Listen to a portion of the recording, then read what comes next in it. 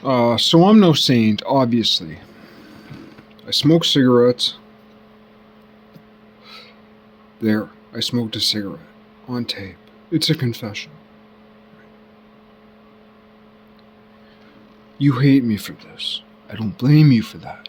You hate me for this. For this sin. I don't blame you for that. You are my priest. I don't confess my sins to the priest. I confess my sins to the Catholics who confess their sins to the priests. You Catholics, I'm not Catholic, but I'm baptized. I'm baptized in a church that is recognized by the Catholic Church as a baptismal font. I'm using very, specific loose language. I am sanctioned by Catholics in a sanctioned baptismal font. Yet, I am not Catholic. Therefore, I cannot be a heretic. Only a Catholic can be a heretic. I'm not Catholic, so I cannot be a heretic. Therefore, I cannot be excommunicated, nor, because of my baptismal sovereignty, I cannot be denied. I cannot be slain, nor can I be denied. I cannot be excommunicated. I cannot be hereticized, because I am sanctioned by the baptism. What a wonderful place to live. The upper side of purgatory. The upside of purgatory. Where do you want to be? Hell, purgatory, heaven.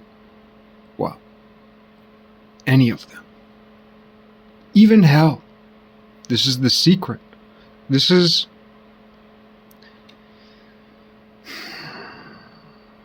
God hid a light. God hid a light in the darkness, and the darkness perceived it not. That was written then. Now, it's different. The darkness now perceives the light that was previously hidden, but now, which has ignited in eternity. Before God, eternity was chaos. Eternity now has undertaken a dynamic seed of order.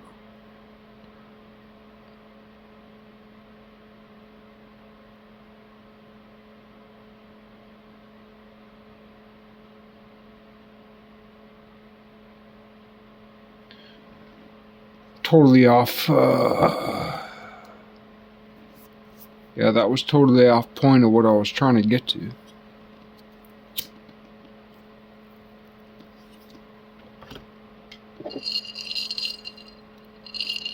Cheers for beers. Happy New Year's.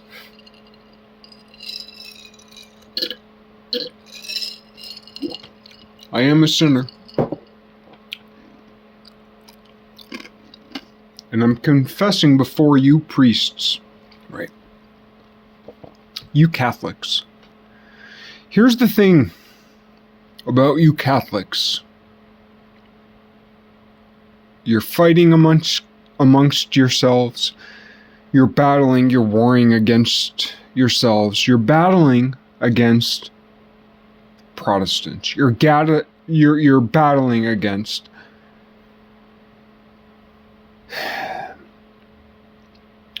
Israel. You're battling against Judah. you know. There's only 1 in 100 or maybe 1 in 1,000 people who even understand the difference between Judah and Israel. We call Israel Jewish people. Kind of. The Abram Accords. The Abram. The Abraham. The Abrahamic.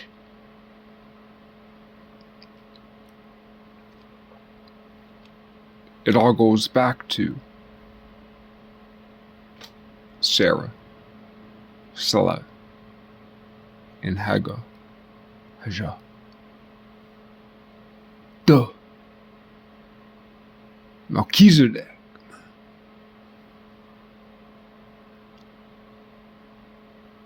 It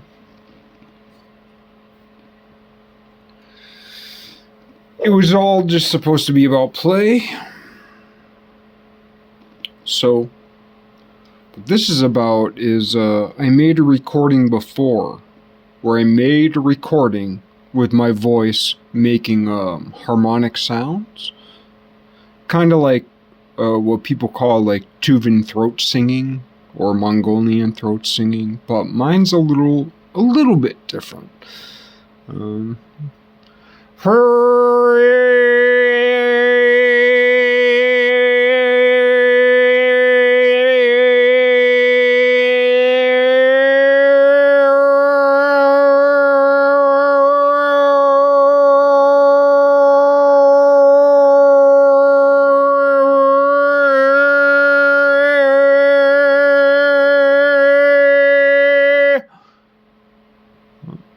Yeah, that's not quite like Tuvan or Mongolian throat singing, but it corresponds.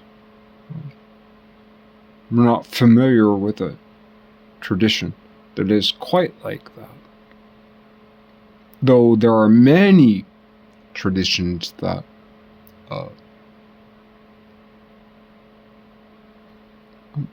harmonize with that. Don't necessarily coalesce, don't necessarily congeal. But you, sweet darlings, you sweet flowers of the future, you,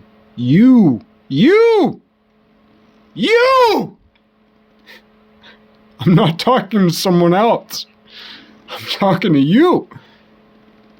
You sweet ones, you sweet darlings, you sweet dolings, you sweet lambs, you sweet goats, you sweet kids,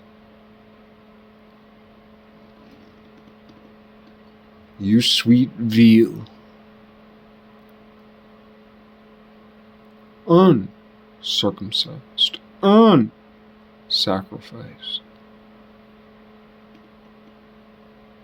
You sweet pardon goats. You sweet pardon turkeys.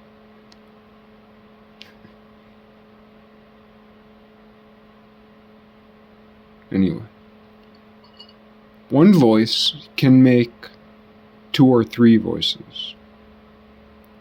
2 voices can make 5 or 9 voices.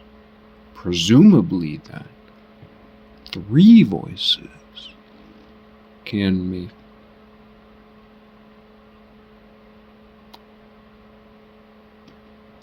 how many? 13 voices? 30 voices? Maybe. That's the experiment. It's ugly. It's stinky. I make stinky experiments.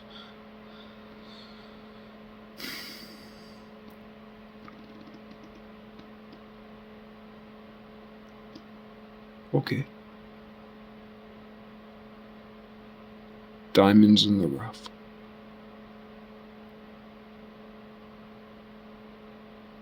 Imagine 3 voices that each in their own, independently, set off a harmonic range. And the three harmonic ranges they set off are offset in such a way that it electrifies.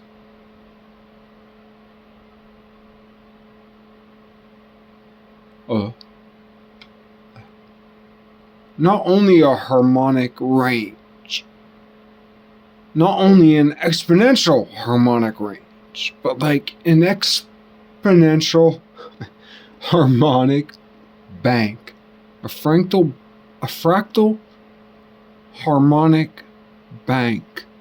3 voices, 3 people, 3 sounds, 3 throats. 3 throats. Each throat emoting more than 1 voice. More than 2 voices. Each throat emoting 2.1 voices. 3 of them. How many harmonic cascades could that throat? Well, I'm not going to answer that question today, but I'm going to experiment with it today. And the novelty that God has afforded, it's not the theory of the leisure class. Was it Thurston Veblen? Thurston somewhere. It's not the book, The Theory of the Leisure Class. It's the theory of the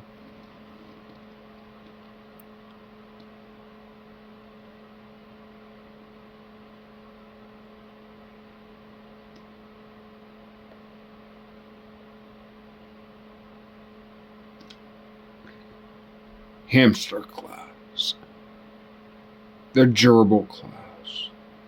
We're on the wheel. The wheel is broken. We're gerbils on the gerbil wheel. We're hamsters on the hamster wheel. We're squirrels on the squirrel wheel. We're chipmunks on the chipmunk wheel. Round and round and round and round. It will not stop. We do not hibernate. So, if we're wondering if it's a chipmunk wheel or if it's a squirrel wheel, a gray squirrel, a red squirrel, it's pretty much a gray squirrel wheel.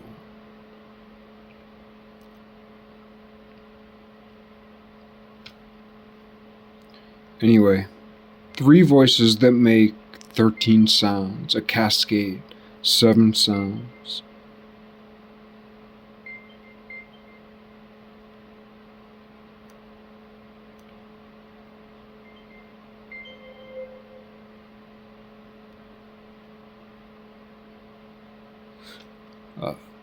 Forgive me for being so bold. I hope you don't mind if I try something here, something that I've tried before. 3 layers of ugly. This is the second. Today it has come to my attention that E is an important vowel. E. Who knew?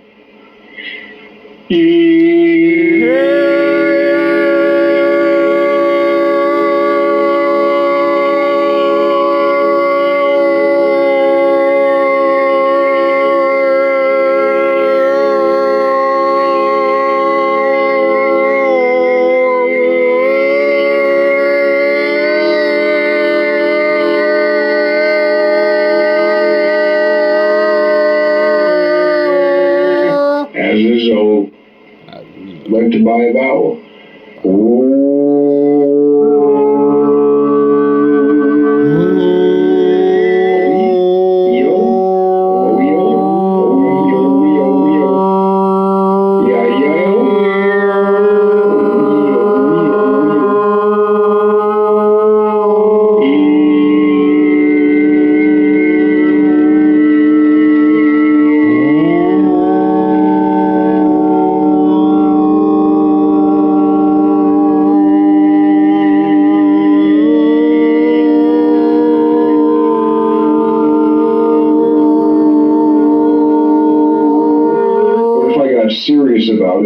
not just as a notion, but like, what if it were real? I had this inspiration. Oh wee, oh wee, oh wee, oh vowel. Oh wee, oh wee, oh. This one's yeah, it's dedicated to that guy.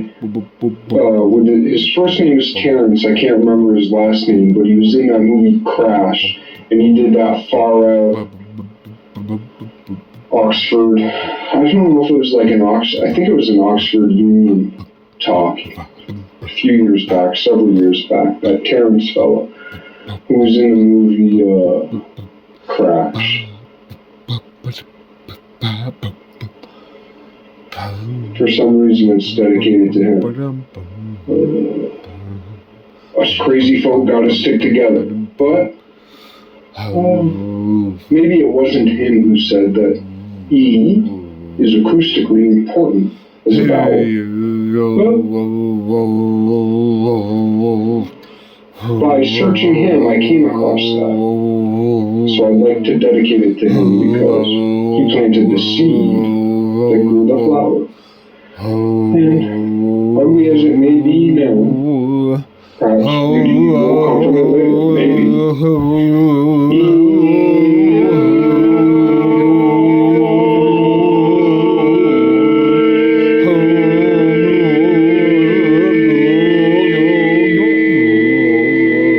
And if you permit me a moment or two to come into it, because I've been practicing a lot of oohs lately.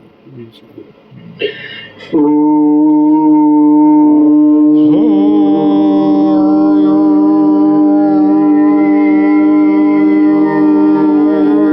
currently, like I'm coming from like a dead spot into this without warming up my voice, but from a dead spot, my oohs are more harmonically expansive than my e's. But give me a moment to warm up. Maybe I can fill out my e's a little bit.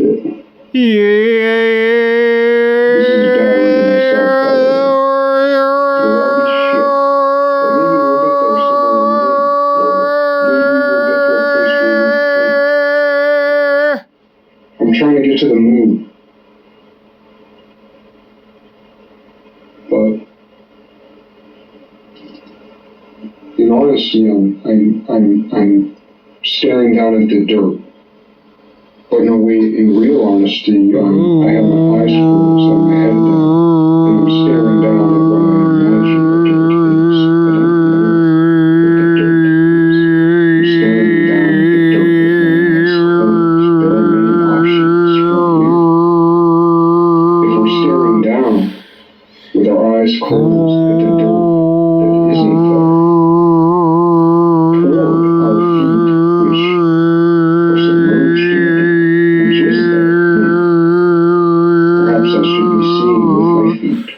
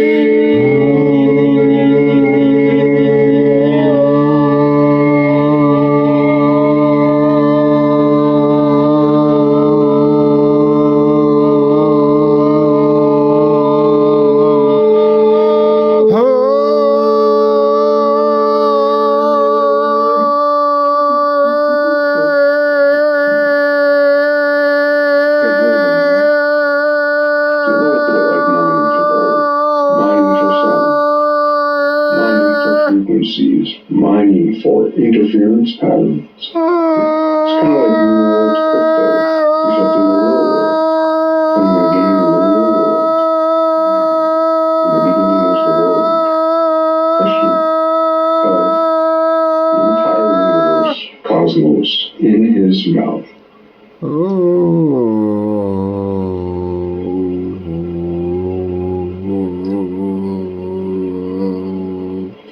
don't blame you.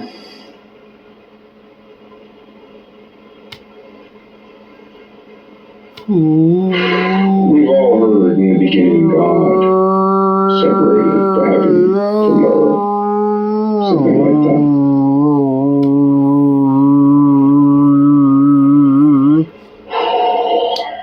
But we skip over the next part, which is so confounding, in that earth was without form and void. We thought that's what heaven was. Wait a minute. In the beginning, God created the heaven and the earth. And the earth was without form and void. Then what's heaven? With form and void. It matters deeply how we answer these questions.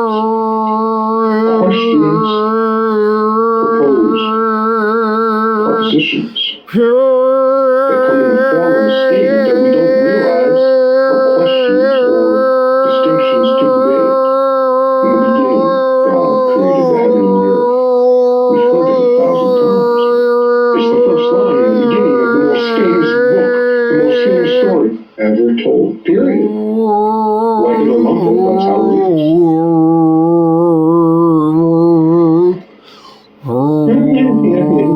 Yeah, stupid. Well, wait a minute. And the earth was without form and was void. What? That's the most confounding, beautiful. The first, I mean, like it or lump it. The Helios Biblios unfolds from poetry. What existed before the Big Bang? Pure poetry without expression. The love of Mary. The love of the Mother of God for God. And when God was born, God expressed his love for his mother.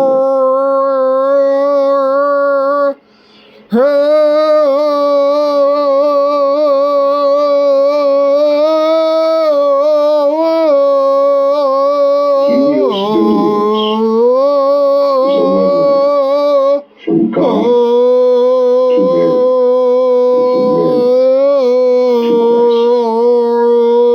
and from Mary to Christ. That's not where it ends. That's not where it has ended.